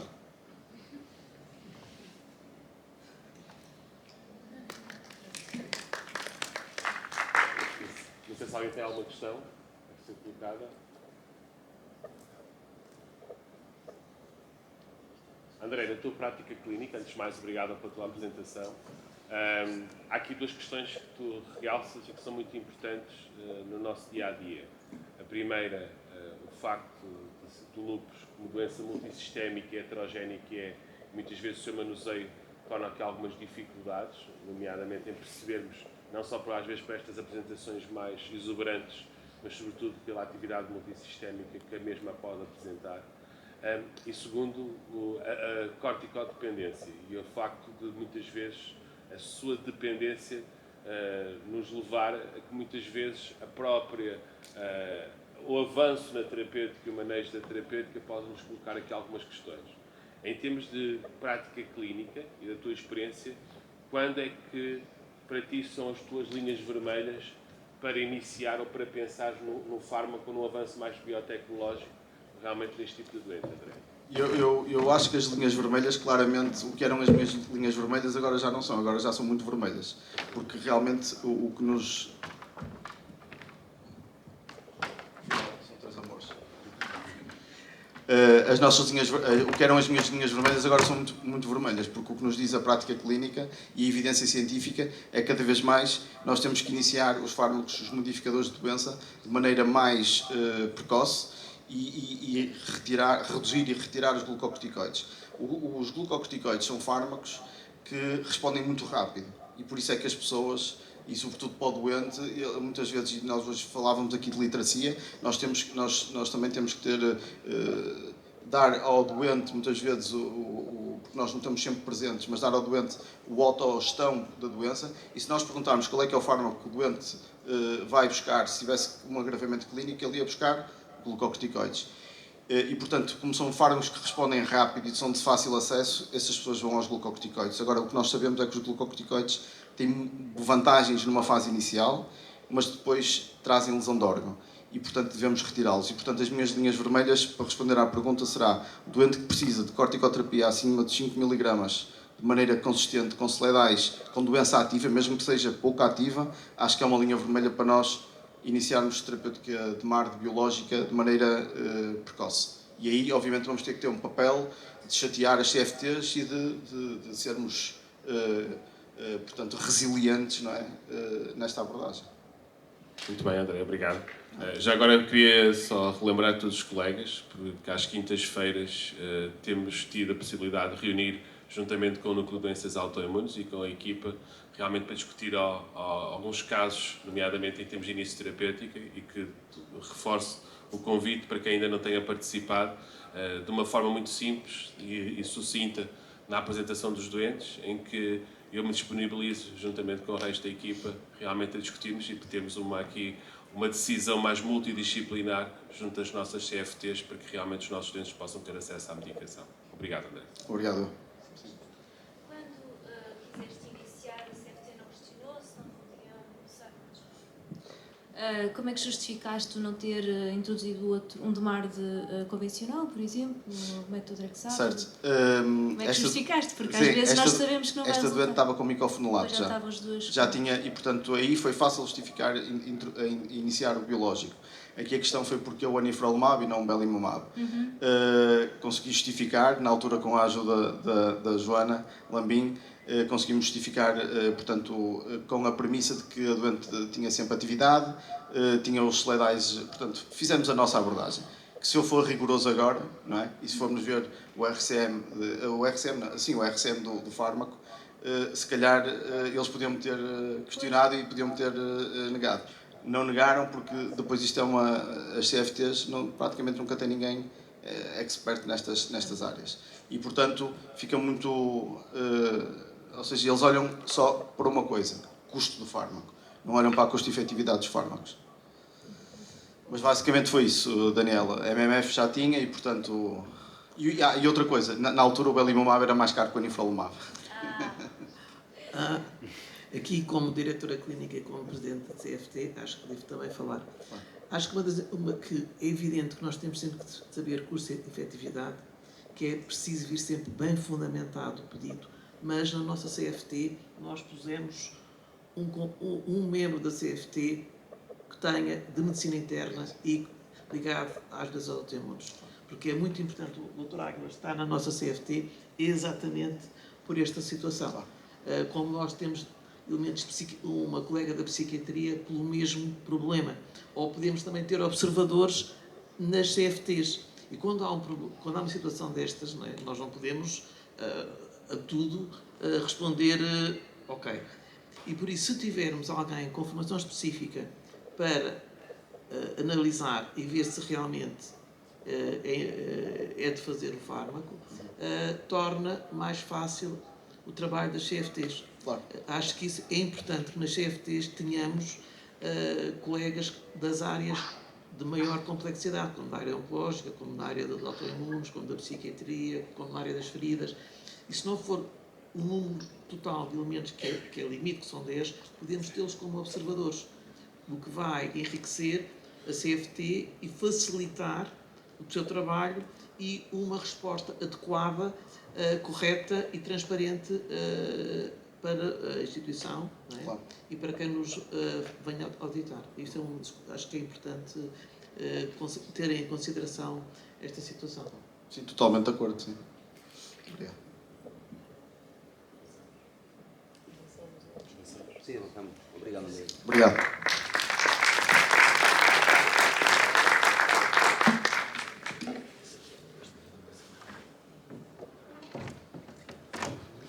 Agora vai ser a nossa colega que está em São Miguel, da gastroenterologia. Não sei se já está tudo a postos da parte informática.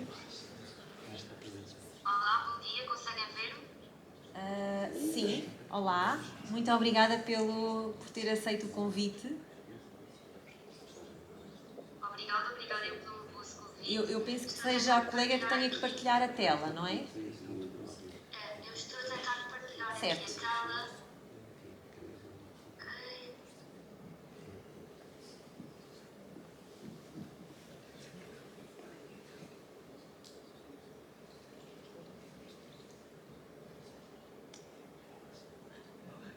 Conseguem ver?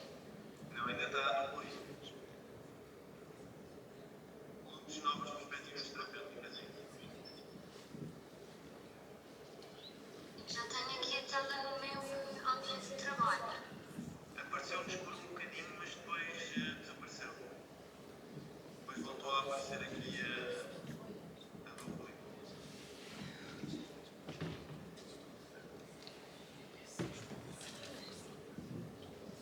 Ok, vamos tentar novamente. O Sr. Rui tem que deixar partilhar a tela da colega. Não, ela agora, a colega agora é que tem. Isso. Obrigada.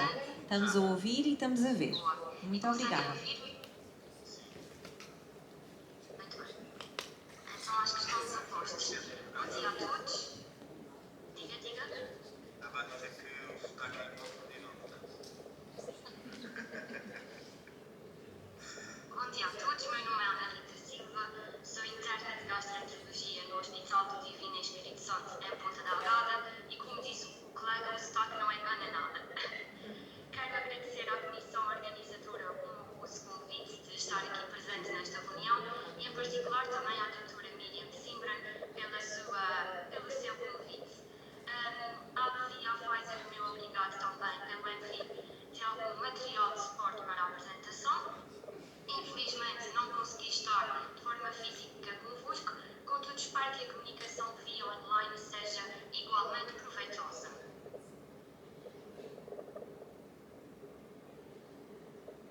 Começo a apresentação por fazer uma breve introdução e uma contextualização histórica dos inibidores da jalocinase e no decorrer da mesma apresentarei o mecanismo de ação destes fármacos, quais são os inibidores da JAK disponíveis na doença inflamatória intestinal, as suas indicações, a evidência científica que suporta o seu uso, baseada em ensaios clínicos e em estudos de vida real, as vantagens desta classe de fármacos, o seu perfil de segurança e, por fim, as perspectivas futuras. Em primeiro lugar, e como é do nosso conhecimento, a doença inflamatória intestinal é uma doença imunomediada que necessita habitualmente de fármacos imunossupressores a longo prazo para indução e manutenção da remissão. Ao longo das últimas 2 décadas, assistimos ao advento de agentes biológicos que têm como alvo componentes específicos da resposta imune e que alteraram significativamente o curso natural da doença inflamatória intestinal. Da terapêutica biológica disponível, que está em contínua investigação, já fazem parte uma grande variedade de fármacos, nomeadamente com ação anti-TNF, anti-integrinas, antitardeucina 12 e 23 e antitardeucina 23. No entanto, os doentes podem não responder ou perder resposta às terapêuticas biológicas, bem como desenvolver efeitos adversos que levem à descontinuação destes fármacos. Assim, novas terapêuticas se têm desenvolvido com o objetivo de melhorar ainda mais a eficácia, mantendo ou aprimorando o perfil de segurança.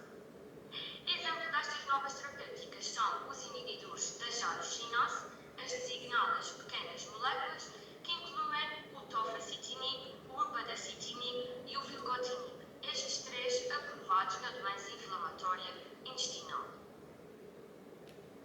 Em 1989, Andrew Wilkes descobriu a família da januscinase e em 1996 foi realizado o primeiro estudo com estes receptores. A partir daí, seguiu-se a aprovação de diferentes inibidores da januscinase, começando pelo ruxolitinib, usado na mielofibrose. Em 2017 foi aprovado o tofacitinib na artrite reumatoide e em 2019 e 2020 o upadacitinib e o filgotinib, respectivamente, também para uso na artrite reumatoide. Só mais tarde, estes fármacos foram aprovados na doença inflamatória intestinal, como detalharei adiante. No que concerne ao mecanismo de ação, a família da januscinase é composta por 4 tirosina sinases intracelulares, a JAK1, a JAK2, a JAK3 e a tirosina sinase 2, que vão ser responsáveis pela ativação dos transdutores de sinal e ativadores da transcrição, as proteínas STAT, através da autofosforilação. As vias JAK-STAT estão envolvidas na sinalização de múltiplos mediadores imunologicamente relevantes e também estão envolvidas na patogênese da doença inflamatória intestinal. A inibição da via JAK tem sido estudada no tratamento de inúmeras doenças imunes. Quanto às características, o tofacitinib é considerado um co-inibidor da JAK, contudo tem um efeito mais seletivo sobre a JAK3. Para além da sua indicação na colite ulcerosa, está recomendado noutras doenças imunes, como a artrite reumatoide, a artrite psoriática, a espondilite anquilosante e a artrite idiopática juvenil. O seu tempo de semivida é curto, de cerca de 3 horas. Na fase de indução, a toma do tofacitinib é feita com uma dose de 10 mg 2 vezes dia durante 8 a 16 semanas, podendo ser prolongada até às 16 semanas nos casos de ausência de resposta às 8 semanas, e na manutenção é usada uma dose de 5 mg 2 vezes por dia ou de 10 mg 2 vezes por dia. Esta última durante o menor tempo possível e não está recomendada nos doentes que têm fatores de risco para tromboembolismo venoso, eventos cardiovasculares major ou neoplasias. Ressalvo que se a taxa de filtração for inferior a 60, a indução e a manutenção devem ser realizadas com metade da dose que está indicada. O tofacitinib foi aprovado na colite ulcerosa pela Agência Europeia do Medicamento em 2018 e em 2021 foi aprovado o seu financiamento em Portugal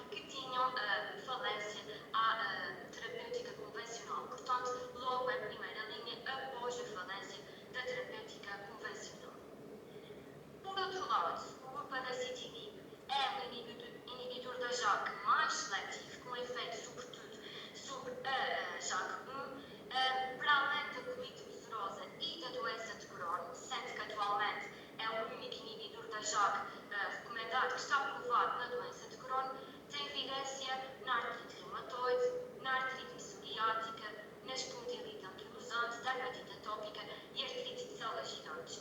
Tem um tempo de semivida de cerca de 9 a 14 horas. Na colitulocerosa, a toma de padacitinib na indução é realizada com 45 mg uma vez dia durante 8 a 16 semanas e na manutenção com uma dose de 15 mg uma vez dia ou 30 mg uma vez dia, estando sempre recomendada a menor dose eficaz. Se a taxa de filtração for inferior a 30, também é necessário um ajuste da dose. Na doença de cronoposologia é semelhante, exceto a duração da fase de indução, que aqui se estende até às 12 semanas. O padacitinib foi aprovado para tratamento na colitulocerosa em 2022 e em 2023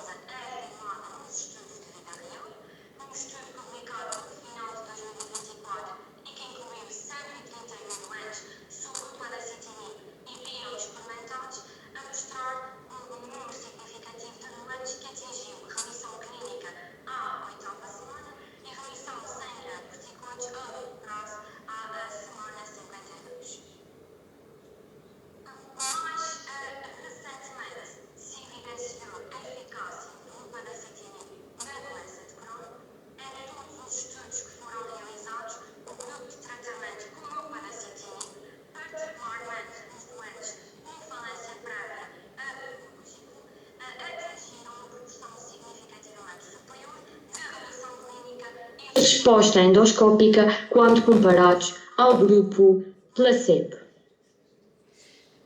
Aqui neste estudo foram incluídos 334 doentes com doença de Crohn ativa, verificando-se à 12ª semana e aos 6 meses uma remissão clínica em mais de metade dos doentes e uma remissão endoscópica em cerca de 43% dos doentes aos 6 meses de tratamento com o upadacitinib.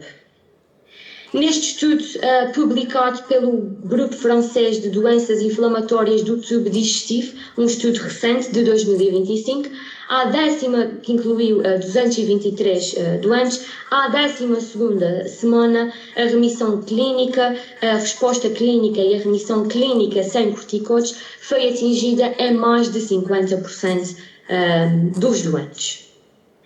Os estudos que incluem o filgotinib também têm mostrado eficácia na remissão clínica, na remissão endoscópica e na remissão histológica, que no fundo é o que nós pretendemos no tratamento das doenças inflamatórias intestinais. Aqui uma evidência maior para a dosagem de 200 mg. Portanto, pelo que já vimos ao longo da apresentação, os inibidores da januscinase têm a vantagem de poderem ser administrados por via oral, na forma de comprimidos, têm eficácia comprovada e os estudos de vida real têm mostrado precisamente esta eficácia e têm um início de ação rápido. Contudo, muito se tem publicado relativamente ao seu perfil de segurança. Esta preocupação surgiu inicialmente em 2022, com um estudo Oral Surveillance que incluía cerca de 4.000 doentes com artrite reumatoide, sob tofacitinib, com idade igual ou superior a 50 anos e com pelo menos um fator de risco cardiovascular. Neste trabalho evidenciaram-se taxas de incidência mais elevadas de eventos cardiovasculares com os inibidores com o tofacitinib do que com os anti-TNF. E após esta publicação, os inibidores da januscinase foram sujeitos a uma revisão do seu perfil de segurança por parte de um comitê de avaliação do risco e farmacovigilância da EMA. Assim, nos doentes com idade igual ou superior a 65 anos, risco de eventos cardiovasculares major, fatores de risco para eventos tromboembólicos, fumadores ativos ou com hábitos tabágicos prévios mantidos durante muitos anos e com risco aumentado de neoplasia, está indicado uma menor dose eficaz e apenas se não existirem terapêuticas alternativas. Nos estudos que envolveram o tofacitinib, os efeitos adversos mais comuns foram a nasofaringite e as artralgias. As taxas de infecção grave e por herpes zoster, bem como o cancro de pele não melanocítico, os eventos cardiovasculares major e níveis aumentados de LDL foram mais evidentes no grupo tofacitinib do que no grupo placebo. Na politulcerosa, o upadacitinib provocou mais frequentemente nasofaringite, elevação da CK e acne. Os eventos major foram raros e, sobretudo, no grupo placebo. Na doença de Crohn, os doentes no grupo de tratamento com o upadacitinib foram associados a infecção zoster, neutropenia e alterações hepáticas. Muito se tem publicado, então, relativamente ao perfil de segurança dos inibidores da januscinase. Nesta meta-análise relativa ao risco de desenvolvimento de tromboembolia venosa com os inibidores da JAK, não se evidenciou um risco acrescido comparativamente ao placebo. Por outro lado, nesta meta-análise, acerca do risco de neoplasias com os inibidores da januscinase, verificou-se um risco sobreponível ao placebo, mas maior quando comparado aos fármacos com ação anti-TNF-alfa. Na gravidez, estas pequenas moléculas estão contraindicadas, recomendando-se a contracepção durante o tratamento com os inibidores da januscinase e 4 semanas após a suspensão dos mesmos. Para sintetizar aqui os possíveis efeitos adversos e as medidas que, de certa forma, nos auxiliam aqui nos efeitos adversos, deixo-vos esta imagem que, a meu ver, é bastante elucidativa. Saliento aqui a dislipidemia, que deve ser vigiada antes do início do tratamento, 4 a 8 semanas após o início do tratamento e a partir daí de 6 em 6 meses. As citopenias também devem ser monitorizadas com hemograma e leucograma baseline, 4 a 8 semanas após iniciar a terapêutica e 3 em 3 meses após. Salientar também que os inibidores da januscinase estão contraindicados nos doentes com doença hepática crónica Child-Pegg-C. Os doentes subinibidores da januscinase devem fazer uma vigilância regular da pele, pelo risco de desenvolvimento de neoplasia e pelo risco de herpes zoster. Idealmente também se deverá fazer a profilaxia com a vacinação.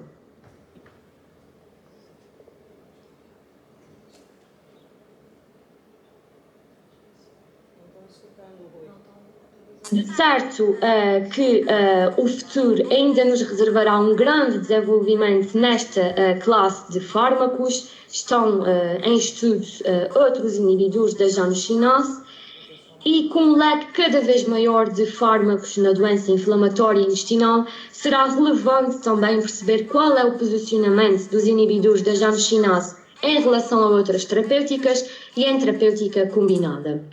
No futuro, outra área de investigação será o papel dos inibidores da januscinase no tratamento da colite ulcerosa grave. Termino a minha apresentação respondendo à questão inicial. Sim, estamos a virar a página no tratamento da doença inflamatória intestinal com os inibidores da januscinase. São fármacos com eficácia comprovada nas doenças imunes, cujo uso, claro, deve ser personalizado, tendo em conta as suas vantagens e o seu perfil de segurança. Muito obrigada pela vossa atenção.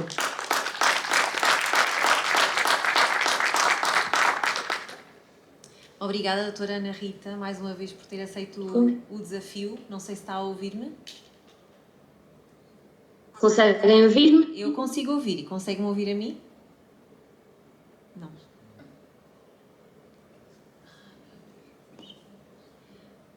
Peço desculpa, não estou a conseguir ouvir. Senhor Rui, não sei se me consegue ajudar. Não sei se me consegue ouvir, doutora Ana Rita. Tem alguma questão? Sim. Está-me a ouvir agora? Eu ouço, mas não sei se eles estão a conseguir ouvir ou não. Pois, a doutora Ana Rita, pelo que eu estou a perceber, não está a ouvir. Independentemente disso. Aí no auditório conseguem falar? Nós conseguimos falar, não conseguimos comunicar com a doutora Ana Rita. Doutora Ana Rita?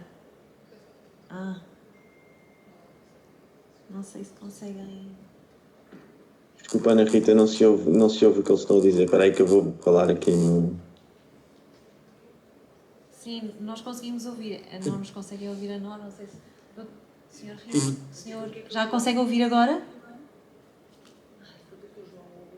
Não consigo mesmo ouvir o auditório. Agora, pois é estranho, também poderá ser só dela. Será que... E agora, está-me a ouvir?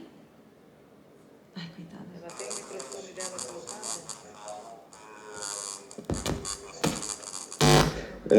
Da nossa parte das autoimunes, o intestino é sempre uma fonte de aprendizagem por causa da sua imunogenicidade, não é? E nós com os fármacos, para além de estarem um bocadinho avançados em relação a nós em algumas coisas, nós vemos que, ao contrário de outros locais no corpo, como é o intestício, etc., no intestino muitas vezes os fármacos perdem efetividade.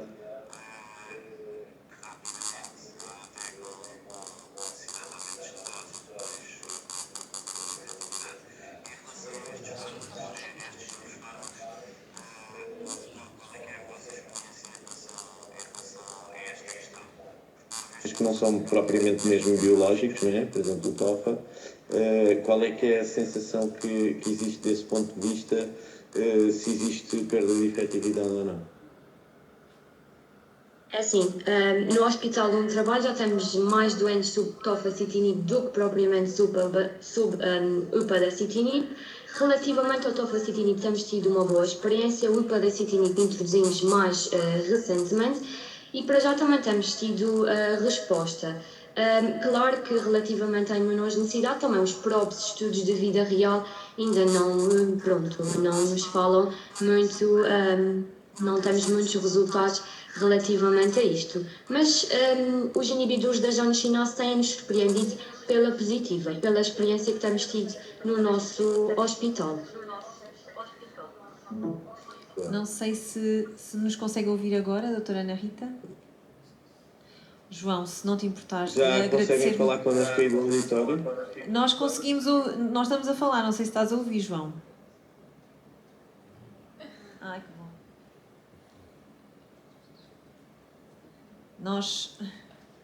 Senhor Rui. Agora estás-me a ouvir, João?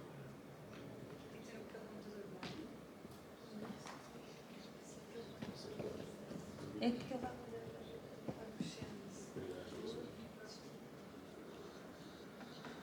Pois, eu queria só dizer para irmos embora, mas nem isso consigo. Conseguem ouvir? Não sei se... Será que esse microfone funciona aí? Já me está a ouvir? Estão a ouvir aqui no auditório? Começámos agora a ouvir. Boa! Não sei se a doutora Ana Rita acho que continua sem ouvir. João, importas-te dizer à doutora Ana Rita... Conseguimos. Ah, boa! Olá, doutora Ana Rita. Consigo ouvir, sim. Nós também conseguimos sempre ouvi-la, mas acho que não conseguimos comunicar há bocadinho diretamente consigo. Queria muito agradecer ter aceito o convite. Já percebi, uma das perguntas que ia lhe perguntar era realmente a experiência que tinha a nível do seu hospital. Já percebi que tem vários casos de tofacitinib e de upadacitinib agora mais para o final. E queria perceber se em termos de comissão de farmácia tem sido complicado iniciar estes fármacos.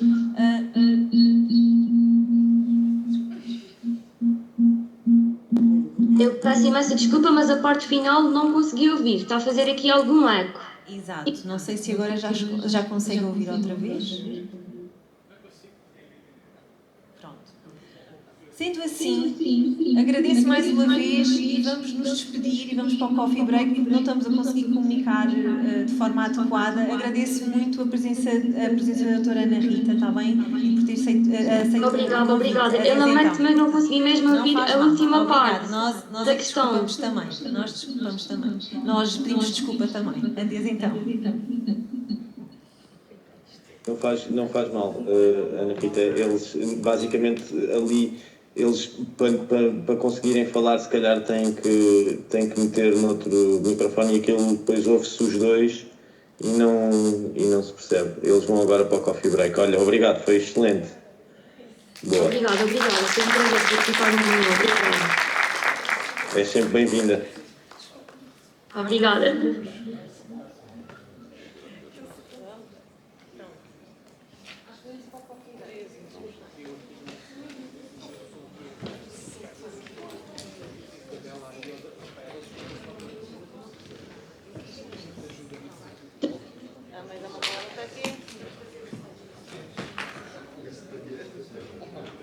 Você precisa delas onde?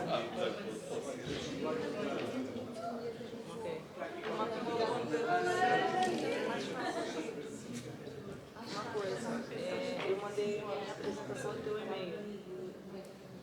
Que eu sou a próxima.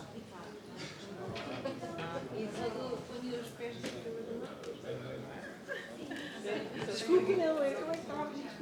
Desculpa. O computador se manda é aquele e isso também. Essa interferência que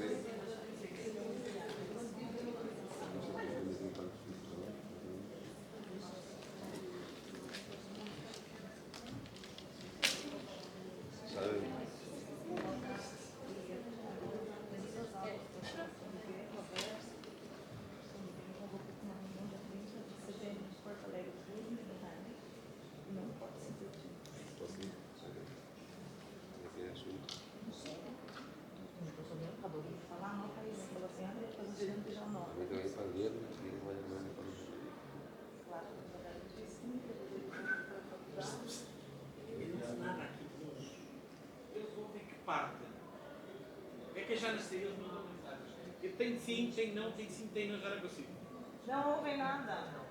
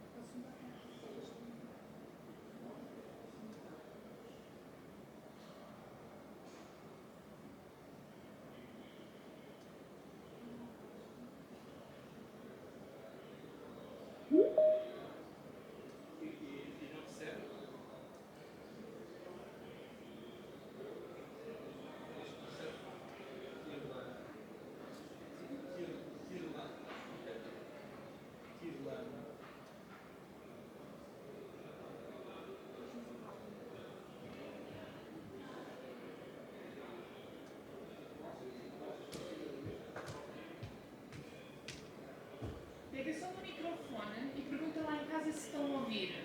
Pois não sei se está lá alguém em casa neste momento. Som? Está alguém em casa a ouvir? Bom dia. Também podem ter ido fazer coffee break. Estou a ouvir, Bárbara. Estás-me a ouvir? Eu estou. Não, eu preciso saber se alguém lá em casa te ouve. Só se eu escrever aqui. Não mexas em nada, não mexas em nada. Eu acho que isto é... Mas enviar mensagem no chat, não?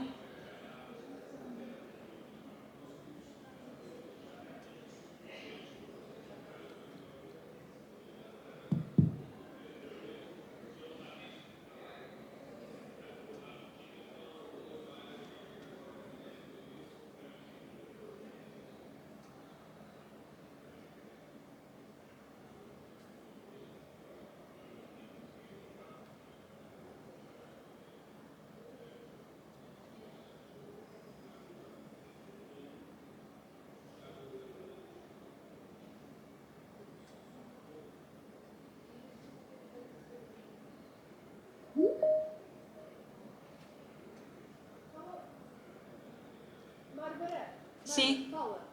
Som? Consegues-me ouvir? Joana? Sim, consegues-me ouvir? Som 1, som 2, som 3, som 4. Som.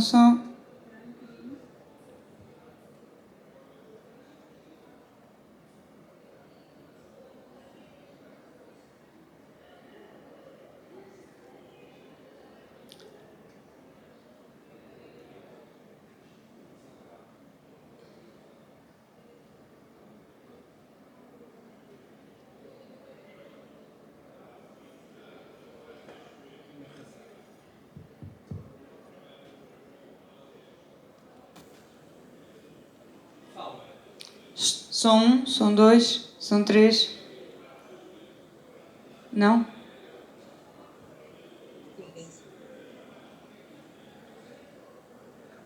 Conseguem ouvir em casa? Não.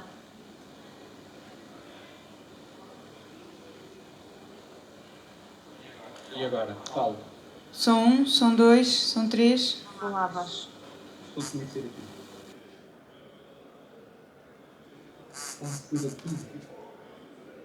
E agora? Som 1, som 2, som 3. Consegue? Agora pareceu-me que sim, espera aí. Som 1. Olá, senhor Rui, agora. Som 1, som 2, som 3, som 4. Som 1, som 2, som 3. Doutor João, consegue-me ouvir? Agora já não está. Olá, doutor João, deixa-me... Está a ouvir a Bárbara no microfone? Não, estou só a ouvir a ti. Só a mim, não é?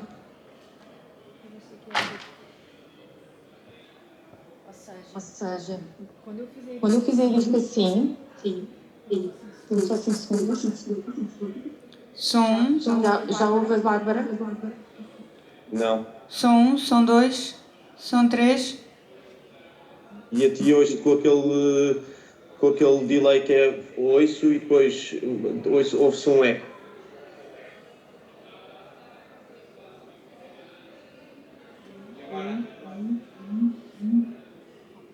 Consegue-me ouvir, doutor João? Sim. Ou seja, quando eu faço isto... Ou seja, quando eu faço isto, eles ouvem. Consegue-me ouvir? Só que depois faz feedback. Consigo ouvir as duas, mas com o delay. Tem que calar o auditório. Tenho que desligar o micro no microfone. Tenho que desligar o som do auditório. Para só ouvir, para eles conseguirem ouvir através deste microfone. Ou seja, pode gerir tudo aí, mas para não só ouvirem feedback, tem que desligar os sons aí em cima do auditório. Alô? Sim. Fica só a ouvir este barulho horrível. E agora? Agora, Houve sempre em feedback. sempre tem feedback à mesma, sim. Obrigada, Dr. João, pela ajuda. Estamos aqui a tentar perceber como é que conseguimos resolver.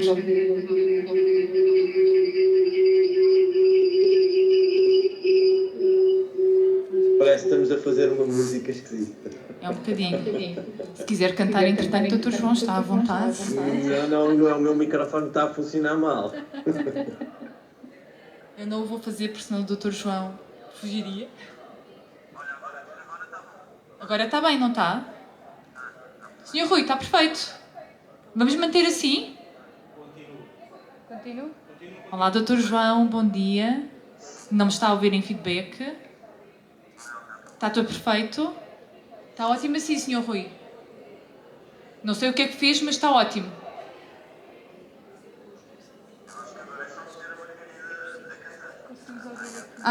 Estamos aqui a ter um pedido para a doutora Margarida Jacinto chegar ao palco e poder cantar uma música, por favor. Não ouves? Obrigada. Está-nos a ouvir bem, não está? Pronto. Agora, o que acontece é que o som lá de casa sai deste computador. Mas não é grave. Só um bocadinho. Dr. João, consegue falar? Há mais alguma apresentação de casa? Não. Só pomos uma sempre por causa disto. Porque já sabemos que há complicações. Nós ouvimos. Mas conseguimos, como é só para fazer questões, eu acho que dá para gerir assim, Sr. Rui. Ou seja, eu acho que dá para gerir assim. Ou seja, não se ouve tão bem as perguntas, mas nós conseguimos ouvir. E eles conseguem. E eles ouvem as apresentações e conseguimos interagir desta forma. Fica assim, está bem? Acho que vamos fechar assim.